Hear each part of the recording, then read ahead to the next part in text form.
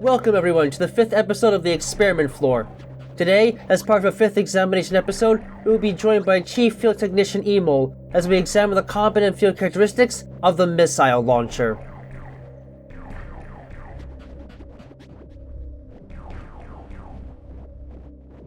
Missiles are a common weapon system that can be found among just about any sort of technologically advanced civilization, and are considered to be fairly universal as a base weapon system as a result. Though different types of special attributes and overall firepower and ammunition accessibility can vary slightly between those produced by differing civilizations. While standard energy-based beam weapons are fairly common within the known galaxy, sometimes extra firepower is needed in order to break through armored enemies and obstacles alike, and this is where the usefulness of ballistic weaponry like missiles comes directly into play. The standard missile, typically created with portable ammunition storage materials loaded into an armed cannon, consists of a rocket-propelled ballistic projectile with a potent fuel mixture that ensures that it flies and impacts the target harshly when the fuel is ignited, additionally possessing a colored tip that is packed full of shock-sensitive explosives designed to detonate from the force applied from colliding with an object, triggered by a detonator in the tip of the nose cone structure itself.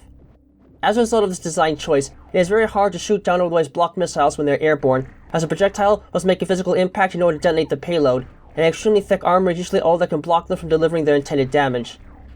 Missiles fly fairly fast with a strong fuel mixture, and could thus be a reliable form of weaponry, and in most cases, they have a microchip installed in the propulsion circuits that can be programmed to track any enemy that is currently being targeted with combat visor technology, making them effective as ballistic projectiles for targeting and dealing heavy damage to creatures otherwise immune to damage from standard energy weapons. Missiles cannot be fired as rapidly as shots from a standard beam weapon, but that is more than compensated for by being much more powerful than standard shots and have the capacity to destroy objects that are otherwise impossible for beam weapons to penetrate. The concussive force of a single missile is usually good for not only inflicting considerable damage against unarmored enemies, but is often required in order to damage more heavily armored creatures that are otherwise resistant or immune to the effects of beam weapons. In addition to all of this, the basic missile launcher can be rendered modular by the effects of a chosen power suit or a similar armor suit, and thus be upgraded beyond its initial capabilities into a fearsome weapon capable of destroying anything that gets in its path. It is further noted that standard missiles are capable of breaking red blast shields and able to destabilize and destroy objects made out of brimstone. Finally, it is worth mentioning that the limbic missiles are a little bit different in that they have only a straight shot effect, but they can be charged to become more powerful. Moreover, these weapons serve as the hunter's affinity weapon, and when she is wielding them, their charge function is added onto with a slight homing effect to make it easier to strike targets from afar.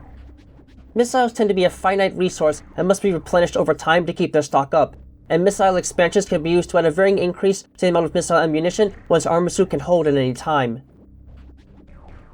You can talk about the power of beam weapons of all sorts till the space cows come home. When you need to hit something hard and heavy to get it to stagger the hell away, these powerful weapons are just what you need to really get the job done. They pack a heck of a punch and can make the lives of even armored enemies a pain. Though they might be a finite resource, they can be worth it in the right cases if you just need to kill something quick and easy.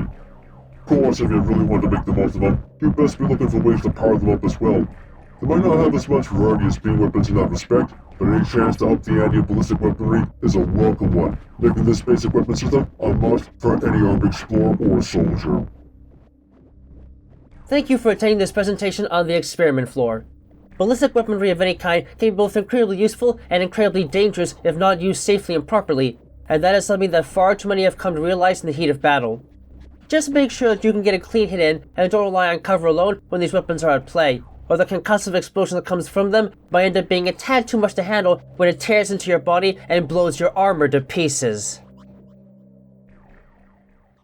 Thank you all for watching this video. We here at Space Pirate Science Team take our work very seriously, and we genuinely wish to be as informative as possible when it comes to the work we conduct here, for both ourselves and in the name of science. If you enjoyed this video, please like, subscribe, and comment to help us get greater recognition out there to inform the greater populace of the universe as a whole. Also, feel free to keep track of us through Twitter, as we'll be posting notices there every time something new is submitted for your viewing pleasure. We hope to see you all in the next video, no matter what world it may take us to.